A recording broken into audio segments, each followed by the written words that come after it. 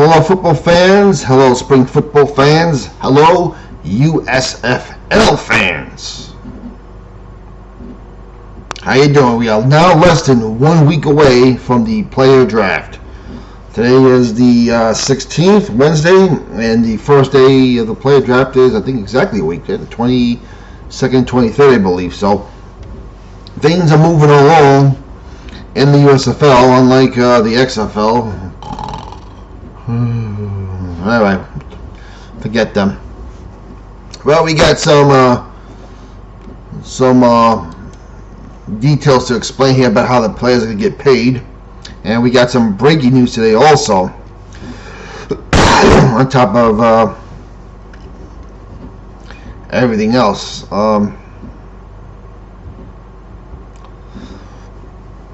Player salaries, minicamp and training camp is going to be $600 per week, which is, I ain't gonna lie, it's not a lot of money for the beating you take. I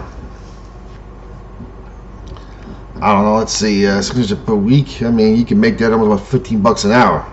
Seems like it anyway. Rough math, off the cuff. Don't hold me to it.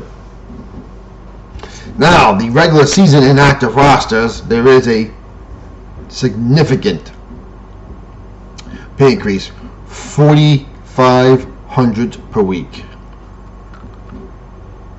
which will be paid every 2 weeks, like which most businesses do now. So that's $45,000 per player for regular season games. Regular season non-active roster, $1,500 per week. Regular season roster, I just said $4,500 a game.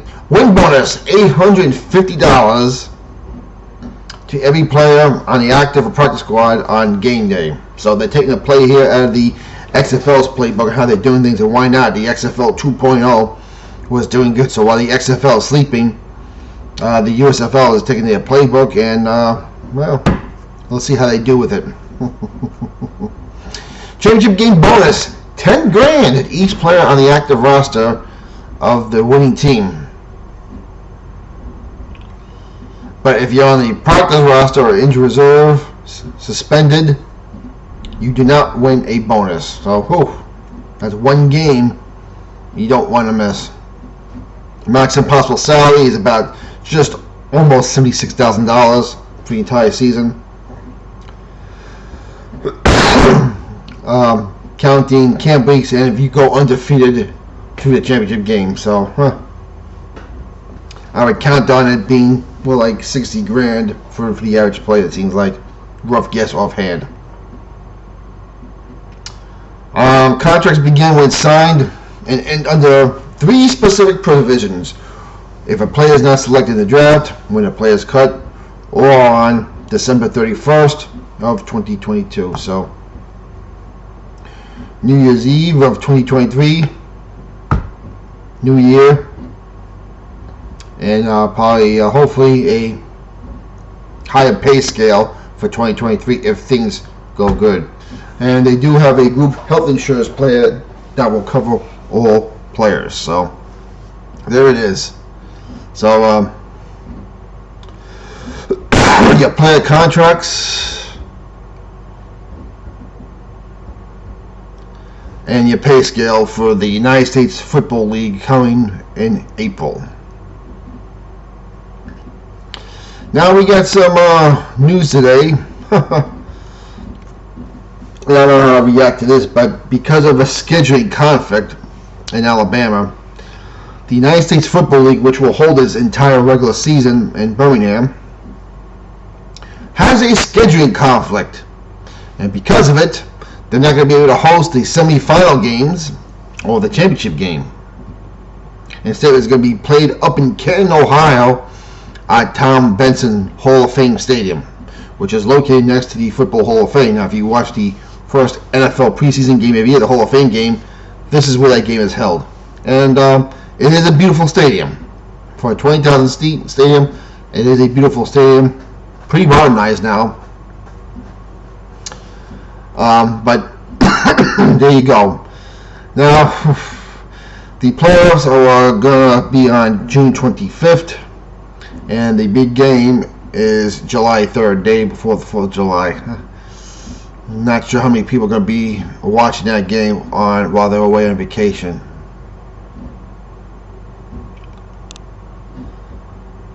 Okay, this reminds me a bit of the time, if you remember the World League of American Football, the first year of the World League of American Football in 1992.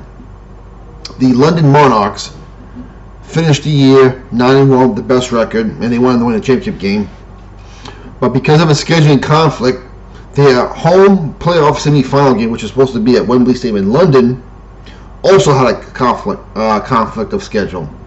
Who do you think was the odd man out? You got it, the London Monarchs. So instead of the London Monarchs hosting the New York, New Jersey Knights at Wembley Stadium, the London Monarchs had to play their home game 5 time zones away at the Meadowlands, which was home of the New York, New Jersey Knights. So that day, the London Monarchs, despite playing in New York, they were wearing their home jerseys. The Knights were playing the road jerseys, and it almost costed them. I remember right, the Knights jumped out to something like a 17-0 lead and were dominating. Of course, London eventually came back, stormed back, and ended up beating the Knights by a pretty good margin. Exciting game, but that scheduling conflict almost cost the Monarchs. Of course, the London Monarchs wanted to beat the Barcelona Dragons next week and win the World Bowl. So all's well ended well. But here's my problem with this. Why are you playing the semi-final games and the championship in Canton, Ohio? You play the entire year in Alabama, which I am not a fan of, by the way. I've made this clear in my other videos. But at least it's in a city where one of the teams plays, the Birmingham Stallions. Wouldn't it have made more sense to host the playoff games and the championship game in one of the other 7 cities? Wouldn't it have been a great indicator barometer to see how the cities would do? This is a blown opportunity. I'm sorry. I know Tom Benson's a nice field, but Canton does not have a football team in the USFL. This game should have been played in the Meadowlands with the home of New Jersey Generals, or Ford Field where the Michigan Panthers play, Subaru Field where the Philadelphia Soul play of the MLS. That's where the Philadelphia Stars are going to play. The Superdome where the New Orleans Breakers are going to play. Heinz Field where the Pittsburgh Maulers are going to play. Raymond James Field where the Bandits play. Although, man, I would have been awfully hot playing up in Tampa. But or even in Houston again, that could have been brilliant. Well, no, we got Reliance Stadium. See, it could be hot there too. But you have 7 cities you could have chose in a USFL city, and now you're gonna go play up in Canton, Ohio. I'm sorry. I can't figure out, even though the USFL is way ahead of schedule of the XFL, it seems like the USFL wants to play who could outdumb the other league the most. Now, I'm not going to get into the XFL here. It's for another video. They're in the rearview mirror right now, and you can't even see them. So, forget those guys. The Rock's too busy at the Super Bowl. But this is a blown opportunity. I'm sorry, but you needed to play these 2 playoff games and the championship game at one of the other 7 cities in the USFL. I guarantee you that there would have been no scheduling conflict at the Meadowlands unless there was a concert going on, because the Jets and Giants are off for the year.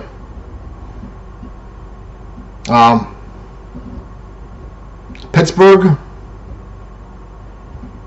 the football season's over for the Steelers and the Panthers.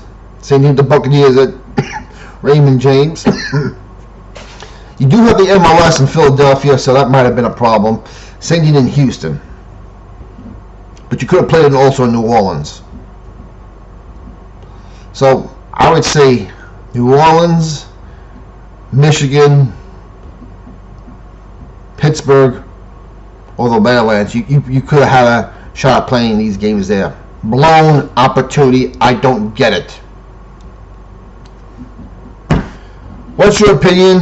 I would love to know.